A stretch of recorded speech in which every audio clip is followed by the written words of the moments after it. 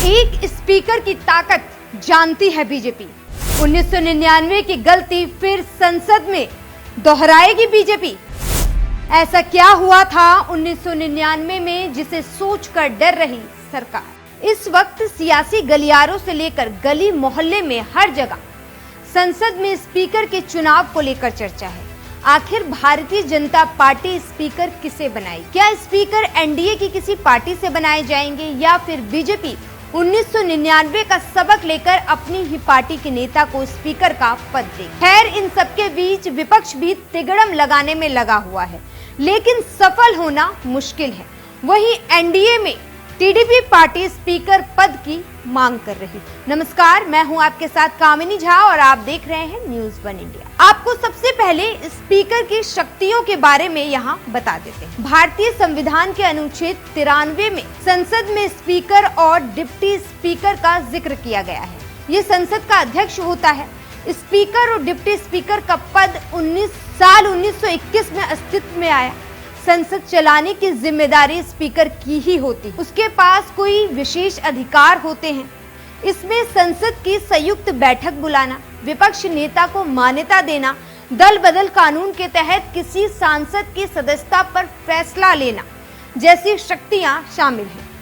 यही नहीं, संसद में पेश किया गया कोई भी बिल धन विधेयक है कि नहीं है, इसका फैसला भी स्पीकर का ही होता है।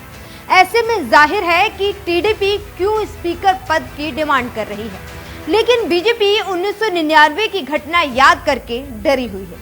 चलिए आपको स्पीकर और 1999 की अटल बिहारी वाजपेयी सरकार की वो घटना बता देते हैं जिसकी वजह से स्पीकर इतना महत्व रखता है, जो संसद के अंदर बड़ा से बड़ा फैसला लेता है। अटल बिहारी वाजपेयी के खिलाफ संसद में साल 1999 में अविश्वास प्रस्ताव पेश किया गया था। उस समय इस प्रस्ताव में अटल बिहारी वाजपेयी सरकार के पक्ष में 269 वोट पड़े, तो वहीं विपक्षी दलों ने प्रस्ताव के पक्ष में और सरकार के खिलाफ 270 वोट दिए। जाहिर है कि एक वोट से सरकार गिरने में अहम भूमिका निभाती है। ये वोट था कांग्रेस नेता गिरधर गोमांग। अब आपके मन में सवाल उठ रहा होगा कि गोमांग का वोट निर्णायक कैसे? तो इसका जवाब मैं आपको देती हूँ। वो जिस समय संसद में वोट देने पहुंचे थे वो मुख्यमंत्री। तो सवाल ये उठता है कि वो संसद में सांसद बनकर वोट देने कैसे पहुंचे? और मुख्यमंत्री तो राज्य का विधायक होता है। तो बता दें आपको कि गिरधर गोमांग सांसद तो चुने गए थे, लेकिन उन्हें कांग्रेस ने उड़ीसा का मुख्यमंत्री बना दिया। संवैधानिक प्रावधानों के तहत ऐसा संभव है क्योंकि कोई भी राज्य का केंद्र में 6 महीने के लिए मंत्री बन सकता है। 6 महीने के अंदर उसे विधायक का सदस्य बनना होगा। अब गोमांग मुख्यमंत्री तो बन गए, लेकिन संसद की सदस्यता उन्होंने तब तक नहीं छोड़ी थी। अब अटल बिहारी वाजपेयी की सरकार में स्पीकर थे टीडीपी के जीएसमी बालयोगी। उस समय टीडीपी के समर्थन से बीजेपी की सरकार बनाई गई थी। अब डीएमके मनचाहा मंत्रालय और स्पीकर की पोस्ट ना मिलने से नाराज थी, तो समर्थन भी वापस लिए। यहां से स्पीकर मुख्य भूमिका में आ गए। स्पीकर बालयोगी ने विशेष अधिकारों का उपयोग करते हुए गिरधर गोमांग के संसद के वोट को अनुमति दे दी। उन्होंने मुख्यमंत्री रहते हुए संसद में वोट दिया और अटल बिहारी वाजपेयी की सरकार गिर गई। अब टीडीपी 25 साल बाद दोबारा से किंग मेकर की भूमिका में आ गई है और स्पीकर पद की डिमांड कर रही है।